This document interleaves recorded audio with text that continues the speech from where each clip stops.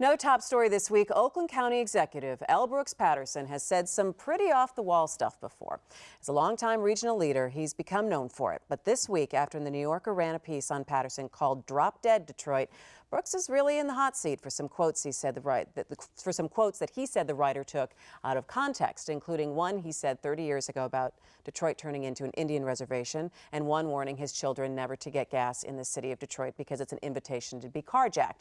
Does Patterson need to apologize? And that's my first question for you, Nolan. Well, does he need to apologize? Whether he needs to or not, he's probably going to have to. I think he said he regretted. I mean, we know Brooks and we know how he talks, and you know his mouth is his worst enemy. But I don't think anybody should forget that this is the most effective politician in Michigan today, and he has been for a long time. Runs a very competent government. His administration hasn't sent anybody to jail. And if you look at the others in this region, I don't think you can say the same thing.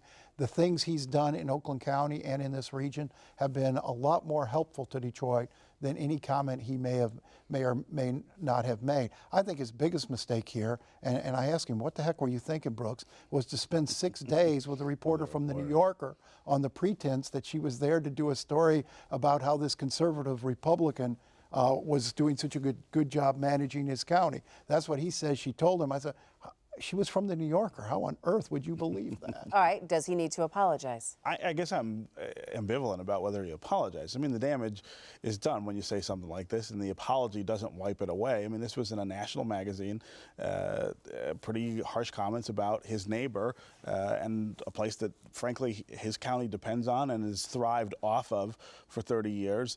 You know, you just can't do this kind of thing. I mean, yeah, but let's look at what he said. So the carjacking comment, said crudely and what have you. Yeah. But you remember when Charlonda Buckman was carjacked, and you sat here and said the same thing. Well, you tell your wife not to get.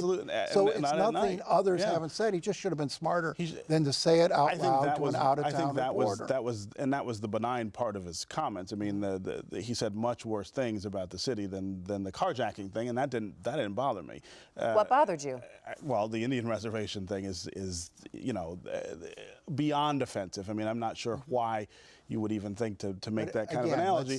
But because this is Brooks and this is the way his mind works. Well, but if you look at what he was saying, he was comparing Detroit to a place where hopeless people are trapped in a geographic area they can't escape and exist on government handouts that are just in the most inflammatory way possible. Absolutely. But what he said, I can't believe you're going to make this into a substantive policy statement on his part as opposed to a mocking. What's the difference between those vast areas of Detroit that have been laid waste and an Indian reservation where people are trapped independently? It was the dismissive. That's what he was trying to say. It was the dismissive nature of the comments that we throw in blankets and corn. It was ill-put, certainly. Listen, the context for this is horrible, okay? Oakland County and Detroit have had years, decades of racial strife, economic competition that's hurt the whole region as opposed to cooperation. And, you know, for the leader of the county that's benefited from that strife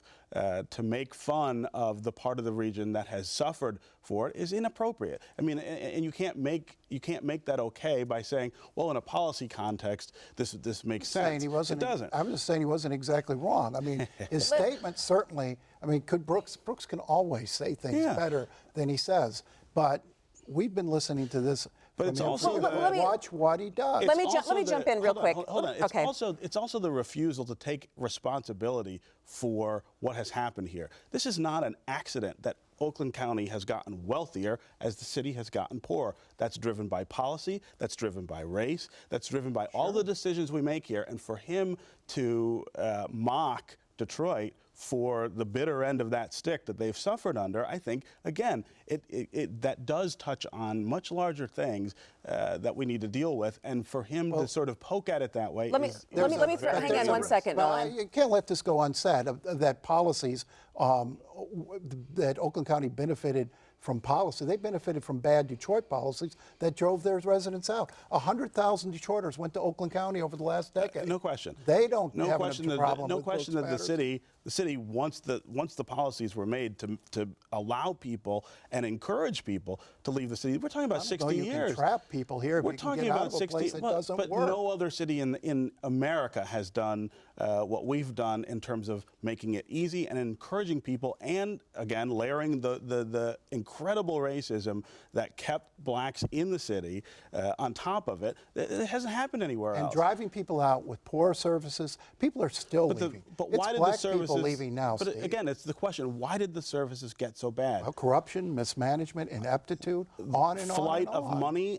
flight of money from the city into the Well, suburbs. it's a chicken and egg argument. All right. You don't leave a place that's safe, where you're happy, where you have good schools and a good quality of life. You don't leave those But whites places. began leaving Detroit because of African Americans, and left and created communities that African Americans were not allowed to join. So that's what started the whole thing. And the idea that somehow the city should have been able to survive under that kind of when you take that kind of money. You talked about taking responsibility. You said Brooks had to take responsibility. Sure. I think Detroit has to take responsibility. We mismanaged for its own a demise. decline that the city didn't start. And contribute to it. All right, well, far be it from me to interrupt a Nolan v. Stephen debate. I was just going to get some popcorn and put my feet on this old table, but I want to bring it back to his words, because there's something that you said, Nolan, that kind of struck me. And it says, well, we all know Brooks.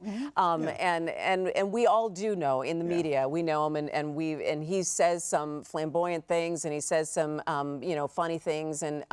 But is it time for those kinds of comments to be done with? Is it time to say, when you see it played on a national stage in a national magazine, that there's no place for it? I mean, this is why Brooks is not governor. This is why Brooks was never realized his political potential. Something pops in his head, he says it. Should he not do it? Of course he should not do it. But it doesn't take away from the man's effectiveness, his accomplishments, and the fact that every other leader in this region is trying to mimic the way he runs his county. And that's not luck. I mean, he has put innovative policies in place. Will it affect his relationship going forward with Mike Duggan if he does not apologize? It's not luck, but it's a little like bragging you won a race when you did have a 30-yard head start. That was policy-driven, right? I mean, come on. Let's not pretend that it's accident that Oakland County benefited while the city suffered. If Bob Ficano were county executive of Oakland County, that county would have a deficit now. Because he's an inefficient manager in that way. No one's taking that away from Brooks. Brooks put in some of the most innovative financial practices in the country. No one is taking that away from him, but that's like saying, well, I beat my kids, but I cured cancer. So don't talk to me about beating my kids. And I say Brooks's mouth gets him in trouble, but I don't think Brooks's heart is where his mouth is. All right, we agree on that. I mean, we both know him well enough to know that's the case.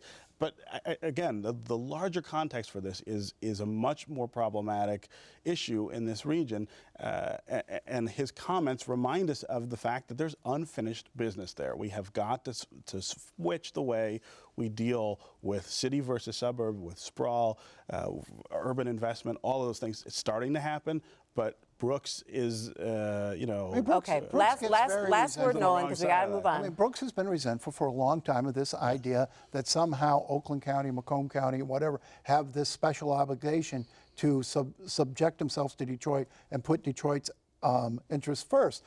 He doesn't feel that way. He feels his county also has a purpose and it can stand on its own. Yeah. All right, let's move along. In another case of what you say has consequences, calls to bounce Dave Agema as Michigan's RNC rep are getting louder. His most recent attack on Muslims on his Facebook page seems to be the last straw for Republicans. He has also made inflammatory comments about gays in the past year. This week, Congresswoman Candace Miller, Congressman Fred Upton, and Justin Amash want him to step down. And really, those calls started with Betsy DeVos. If she had not started the calls, would have other people jumped in line? I guess my question is, why did it take so long for this? Why was this the last straw? I mean, it's a cumulative thing. I think people have been grumbling about this for a long time, and it always takes somebody to stand up first. And, one of the things that have sort of kept people quiet is there's not a whole lot they could do.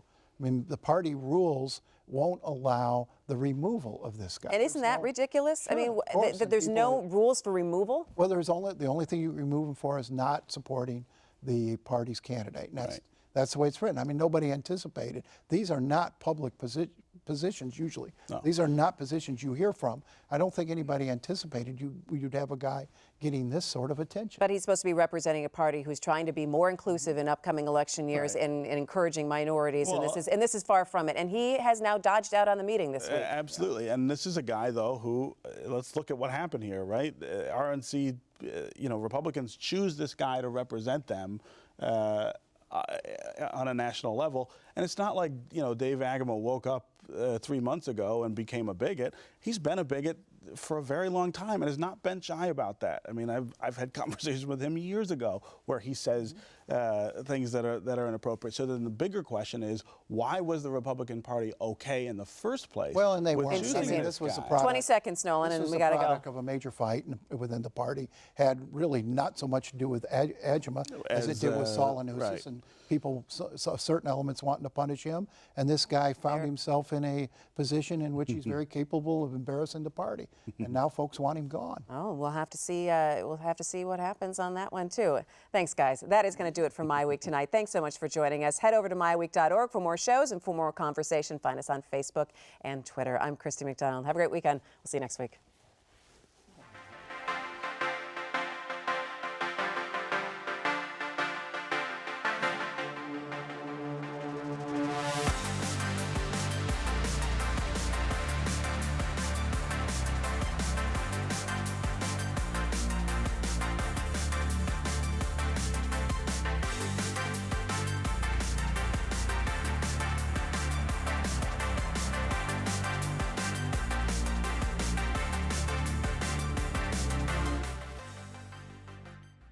Business Leaders for Michigan is dedicated to making Michigan a top 10 state for jobs, personal income, and economic growth.